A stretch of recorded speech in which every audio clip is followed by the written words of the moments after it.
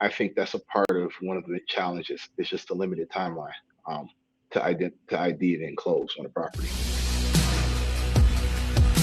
What has been your biggest frustration with the 1031 exchange? I think you touched on it a little bit, but when it Well, comes to the 1031 specifically, what's been your biggest frustration?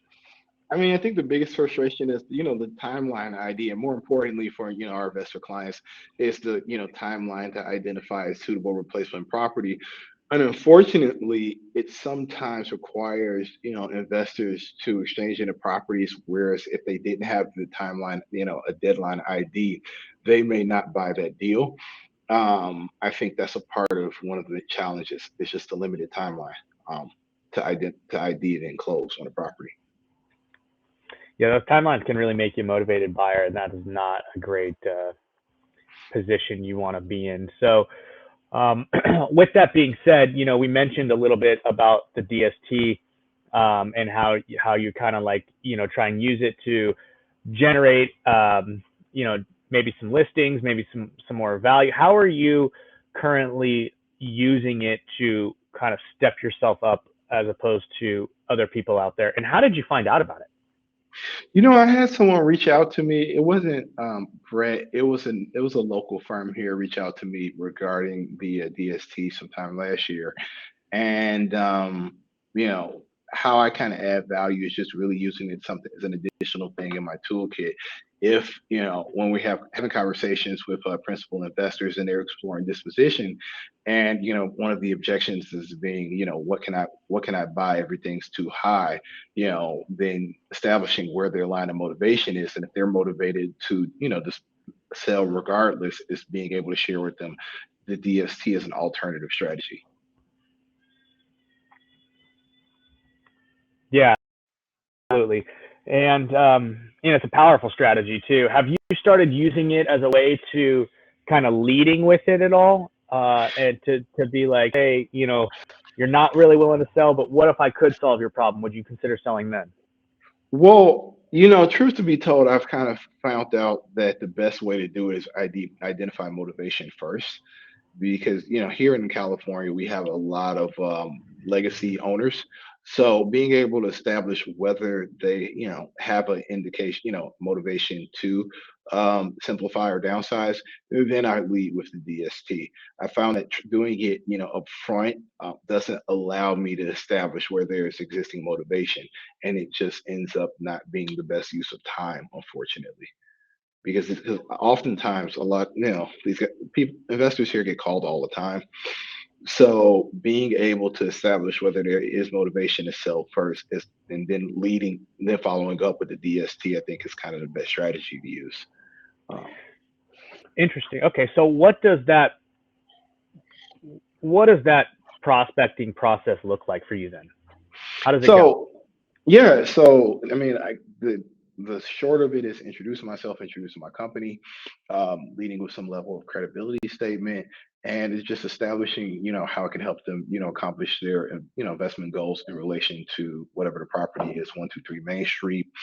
And most of the times they share with me, what their goals are, whether they're not selling right now, if they're looking to acquire more, if they would be open to, explore selling a property. Then, once we kind of figure that out, I ask what's the strategy? What are you looking to accomplish? Are you looking to exchange into something else? Are you looking to simplify, just totally exit the market? If they say they're just looking to totally exit the market or cash out, and introducing the DST will kind of be the next step, to definitely help them avoid the capital gains issue. And I've also found that traditionally the less invested a investor or benefit or owner is in the market, meaning they are tend to be the more amenable to it. So if someone's deeply invested in the market, then exchanging into another property is probably going to be the strategy they take on. But if it's a property that they inherit from family or something along those lines, they tend to be a little bit more receptive to hearing about the DST.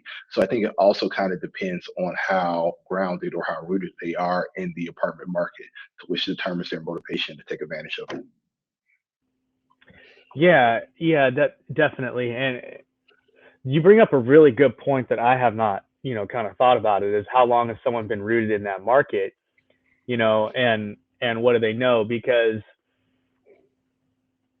people who are just kind of like, all of a sudden, some property fell in their lap, and they're like, hey, like, I can sell this thing and I can save all this tax, like, sweet, assuming they didn't get a stepped up in basis, right? Like, there's that whole situation. But, if they were given a property or something like that and they're not super invested, it makes a lot of sense that they would be more receptive to, trying a different solution or whatever. Where someone who's, much more into that particular market probably has his pulse on it, probably knows where to find a good deal, right? Probably had his eye on a deal for a long time, looking for an excuse to go out and make an offer on it. So that's some interesting insights.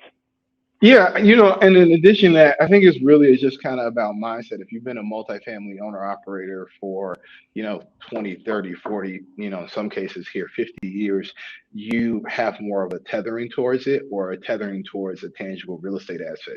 It may not be multifamily, it may be a triple net retail property. So traditionally, those investors are going to be a little bit more reticent towards going towards a DST. And unfortunately, also, I hate to say it, but the phraseology of the DST being so similar to the Delaware Statutory Trust can also create a challenge in itself, because plenty of people have heard about the Delaware Statutory Trust. They may have not heard about the Deferred Sales Trust. And so, but having those same qualifiers sometimes creates some confusion there as well, because in their mind, they already know about the Delaware Statutory Trust. And for them, many times that's a hard no. So I think that's a part. Those are two of the challenges I see. If they're already invested in real estate and have been for a long time, they want to be in another real estate asset, maybe just a little bit more simplified from a management operation standpoint. And then also sometimes the phrase, the letter qualifiers being the same can also kind of give you the wrong, can give people a bad, I guess, understanding of, not the Delaware Statutory Trust, it's the other DST. Just being so navigating those two things have been, at times Yeah. can be a challenge. Yeah, you always have to qualify right away, just so we're clear, it's not talking about a Delaware statutory trust. Like I'll drop that the second someone says like, oh, I've heard about a DST. I'm like, not a Delaware. And they're like, I'm like, totally different.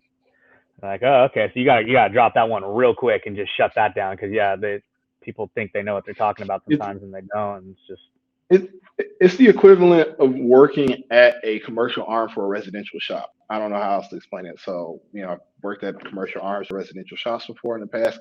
And the first time when they hear the name, they don't even necessarily hear, oh, it's the commercial arm of the shop. They say, oh, I sold, I don't, I'm not selling my house or something like that. It's kind of like that same thing. Unfortunately, sometimes letters can give people, a false positive versus what they, think they're getting into as far as a conversation. yeah, interesting insights.